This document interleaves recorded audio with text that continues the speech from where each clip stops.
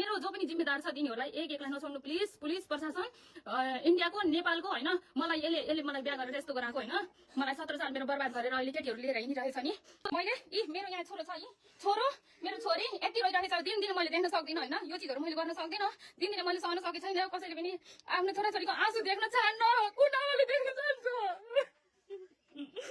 कुन आमाले आफ्नो छोराछोरीको आँसु देख्न चाहन्छ?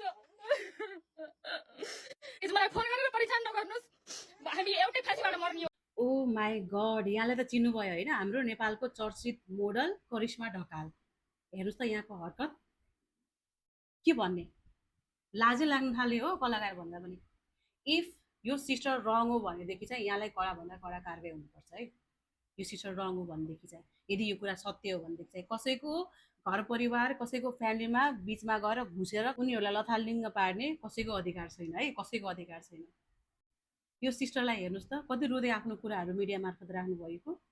यहाँको मनमा यति डाँच छुटिरहेछ है, यहाँलाई हेरेरै थाहा हुन्छ। भन्छ नि एउटा छोरी मान्छेको दुश्मन अर्को छोरी मान्छेले हुन्छ भनेर, हो यो कुरा चाहिँ यहाँले प्रुफ गर्नुभएको छ है करिश्मा ढकालजीले है। अहिले किन यस्तो कलाकारहरूमा यस्तो घटनाहरू धेरै घटिरहेछ कि, कहिले कसको बुढी लिएर घुमिरहेछ, कहिले कसको बुढा लिएर हिँडिरहेछ होइन, ल कहिले चाहिँ लौ यसले बलात्कार गर्यो, यो गर्यो त्यो गर्यो होइन, धेरै यस्तो कुराहरू आइरहेछ।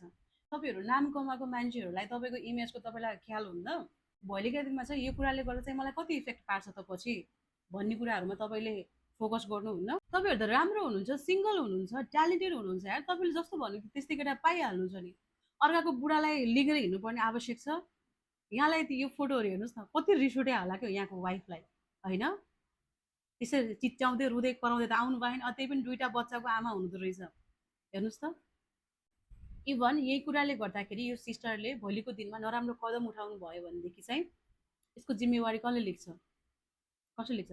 यो करिश्मालाई र यो केटालाई लड थुनिदिनु जेलमा?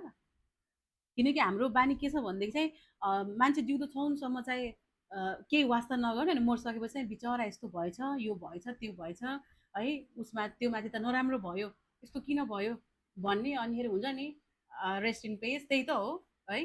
प्लिज सबैजनाले सक्दो यो भिडियो सेयर गरौँ है। यस्तो कलाकारहरू प्लिज, यस्तो कलाकारहरू हामीलाई चाहिँदैन है। अर्काको बुढा खोज्ने, अर्काको घर परिवार बिगार्ने यस्ता कलाकारहरू हामीलाई चाहिँदैन। त्यो बच्चाहरूको हालत हेर्नु त बिचल्ली। हे भगवान्, प्लिज सक्दो यो भिडियो सेयर गरौँ है। दोषीलाई कडाभन्दा कडा कारवाही देऊ। यो सान्तिनो केस हो के भनेर छोड्ने काम नगरौँ होइन। सान्तिनो उसले गर्दाखेरि चाहिँ यहाँ अहिले मान्छेको जिन्दगी खतम हुन्छ। Thank you so much everyone. सबैजनाले यो भिडियो सक्दो सेयर गर्नु है। Thank you.